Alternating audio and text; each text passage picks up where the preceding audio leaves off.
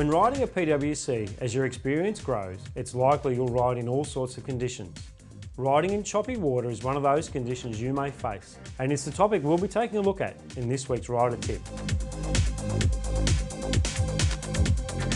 There can be a few different interpretations of exactly what the term means, but choppy water is basically water agitated by the wind and usually creates what we would best call a series of small irregular waves on the surface of the water.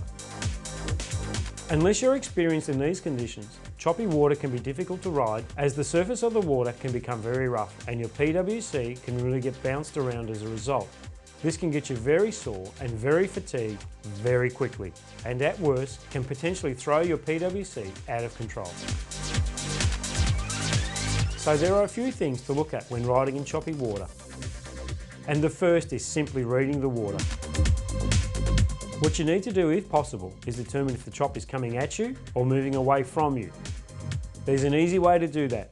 Essentially, if you're riding with the wind, you'll be riding with the chop, so it will be moving away from you. Conversely, if you're riding into the wind, you'll obviously be riding into the chop. If you are riding with the wind, and hence the chop is going away from you, then the front of your PWC will tend to nose down or submarine into the water if you apply constant throttle. If you're riding into the wind and chop, then constant throttle will make you jump off each wave and bang the hull constantly, giving you a very rough ride indeed. When riding with the chop, using a small amount of throttle now and then, you can ride across the top of the chop, much like a dirt bike across the starter section on a motocross track. This can only be done if the chop is close enough together though. If the chop is further apart, again, using throttle as required, you can ride up the upside of the wave and land smoothly down the backside of the chop in front, much like a rhythm section on a motocross track. Obviously, how much throttle needed changes with the size and severity of the chop you're riding in.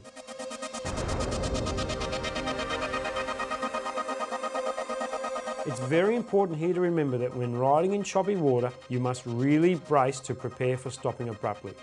The chop will exacerbate how quickly you stop, so you must be ready to brace and decrease throttle slowly. It's vital you stay smooth. Move with your craft, don't fight it, and try to make no sudden movements. If you do, it's highly likely you'll end up in the drink.